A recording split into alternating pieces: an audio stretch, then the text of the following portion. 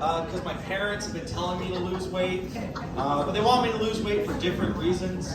Like my dad is worried about diabetes and how obesity can lead to dementia later on in life, and my mom doesn't want me to look like my dad. We went on vacation once. We went out to the pool. When we got back to the hotel room, my mom sat me down and said, "Tyler, did you see your dad at the pool today?" Yeah? Did you notice how he had man boobs? Yeah? Don't have those. And left. I never gotten any other advice from my mom. I am a little bit out of shape. I went to the beach last summer and I took my shirt off and people saw my stretch marks and asked me what my tattoos meant. And I told them it was a foreign language text for needs to jog more. I don't know, I've been trying a lot of new things. I started dating men. Well, it's not exactly dating men, it was just one guy, so recently I started dating man. He actually didn't text me back, so recently I blew a dude. Which apparently is not an identity, it's...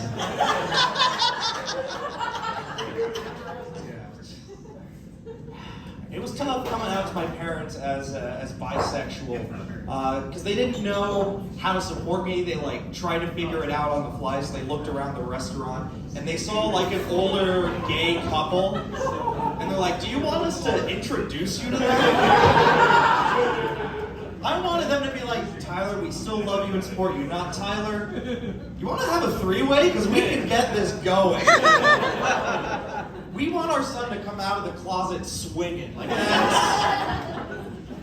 have a lot of these fun movies where they get two different movies to fight each other. They had the sci-fi one with Alien versus Predator, and the horror movie one for Freddy versus Jason. Well, they don't have them for the kind of movies that I like, which are documentaries. I want to see two documentaries fight each other. And the first one they need to make is Chilean coal miners versus Thai soccer team. See, they're trapped again, but this time they're trapped together. I was trying a lot of new things. I recently went to an asexual bar. For those of you who don't know, it's a bar for people who are asexual, people who don't feel comfortable being sexual, people who don't, it's not part of who they are, they don't identify as any sort of sexuality. It was a great place. I would definitely recommend Buffalo Wild Wings. It was so respectful to the asexual community.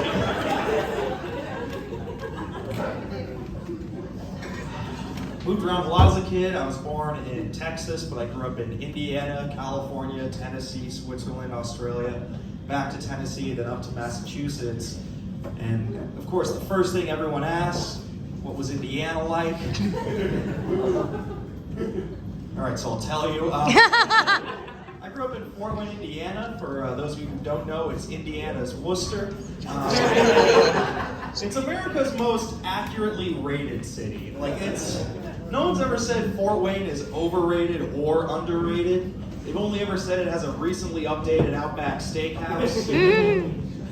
People expect me to have weird stories from growing up, but I still had to go through school. I still got bullied, but it just changed as I moved. In 6th grade, I was in Memphis, Tennessee. People made fun of me for being fat and dumb. And I moved to Zurich, Switzerland. Thank you.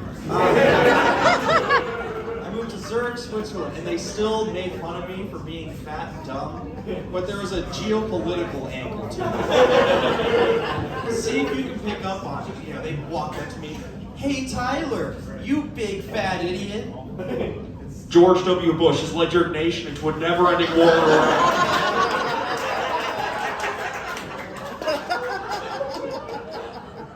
I don't know how many of you guys got bullied about the Iraq War. As a 7th grader, I could lose a couple of pounds or read a few books. I couldn't tell Dick Cheney to take it down a few notches. tough being the one person who suffered the most from the Iraq War. But I made it through.